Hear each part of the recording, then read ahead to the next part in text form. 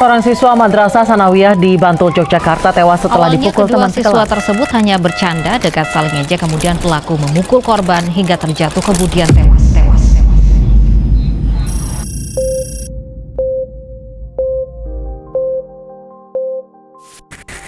Akhir-akhir ini, kita sering mendengar konflik yang berawal dari hal kecil, komentar di media sosial, atau ucapan yang katanya hanya bercanda.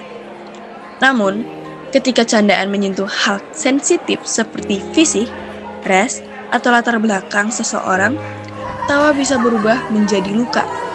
Karena candaan bukan hanya tentang niat, tetapi juga tentang bagaimana orang lain merasakannya.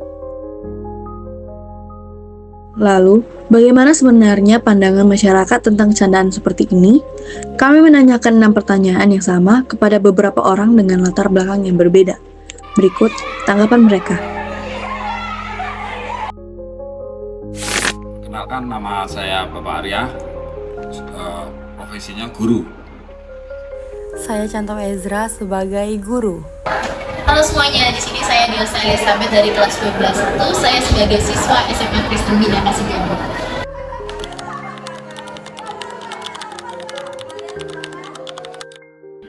Menurut saya, candaan bisa berubah menjadi intoleransi ketika candaan itu sudah mengarah kepada atau mengejek, ya, tindakan mengejek seperti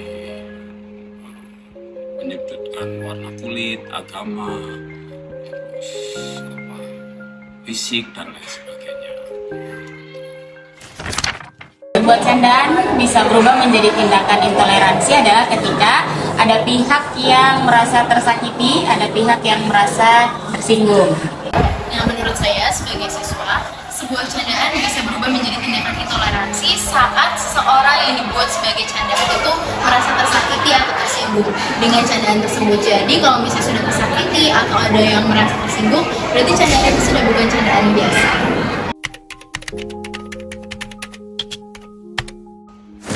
Tidak, karena candaan yang berhubungan dengan suku dan ras itu termasuk tindakan yang intoleransi dan itu dilarang menurut undang-undang.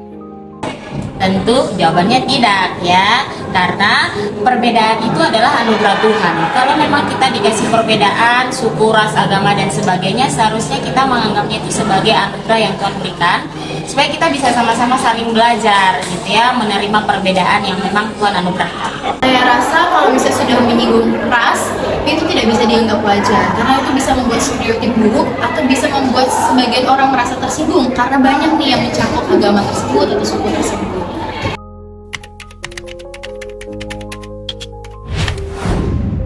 Karena kebanyakan orang selalu beralasan bercanda, kemudian tidak pernah memikirkan perasaan orang bahwa apa yang dikatakan, apa yang dilakukan itu, ya, karena menurut orang itu bercanda, jadi ya dia nggak memikirkan perasaan orang gitu. Ya, mungkin karena sudah ada pergeseran kebenaran sih, ya. Jadi pada dasarnya memang kan manusia jatuh dalam dosa, ya. Naturnya adalah berdosa.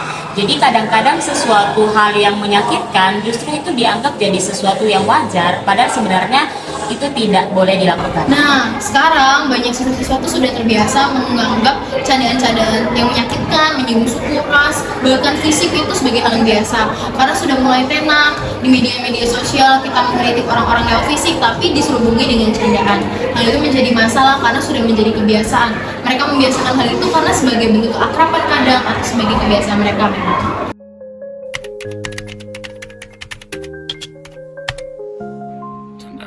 Membedakan candaan yang sehat dan mengandung unsur diskriminasi atau intoleran, tentu saja candaan itu tidak mengarah kepada ejekan bentuk fisik, warna kulit, agama, ras dan lain sebagainya. Candaan yang sehat itu kan candaan yang di luar itulah, itu yang membedakan.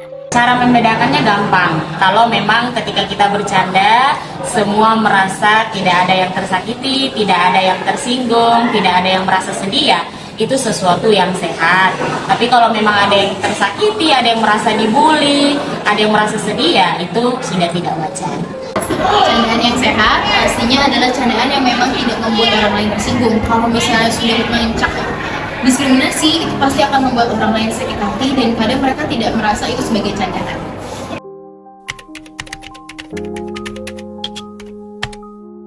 Peran teman sebaya ya tentu mengingatkan teman bahwa candaan yang sifatnya intoleransi itu tidak baik dan itu menyakitin orang lain. Maka fungsi teman sebaya adalah terus mengingatkan sih sebagai penyeimbang. Peran teman sebaya tentu harus saling mengingatkan ya. Tentunya teman sebaya ini juga harus teman yang memang punya kesadaran. Kalau dia ikut-ikutan, kalau dia nimbrung, ya berarti ini sesuatu yang justru semakin jatuh. Tapi teman sebaya peran pentingnya adalah dia harus menyadarkan. Jadi awalnya dia dalam dirinya itu harus ada kerelaan, harus ada ketersediaan untuk menasihati temannya. Dan itu memang harus saling menerima satu dengan yang lain.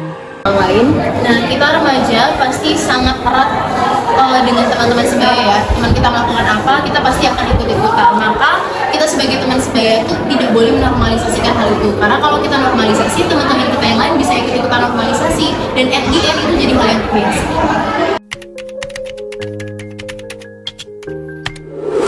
Melakukan pembinaan, melakukan bimbingan, dan memberikan edukasi dengan mengundang narasumber.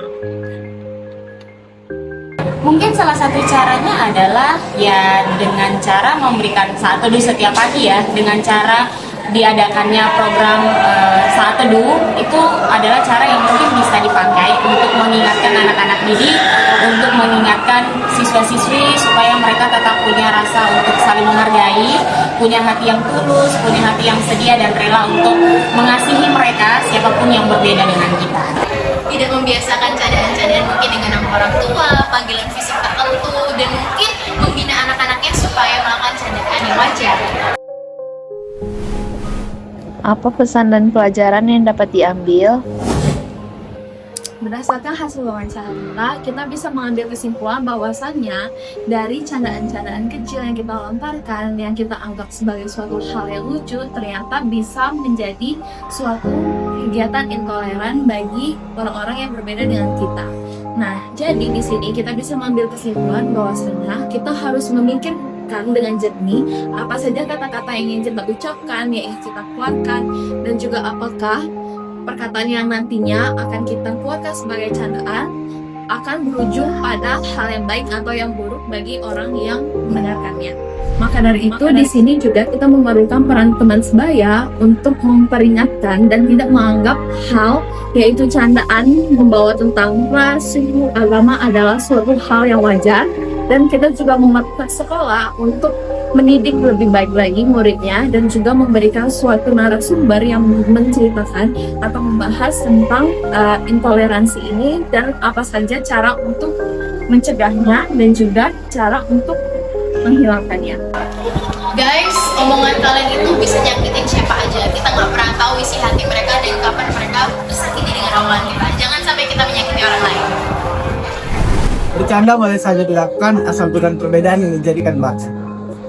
Yuk mulai dari diri sendiri untuk lebih bijak dalam bercanda. Buat orang lain ikut tertawa, bukan malah merasa terluka.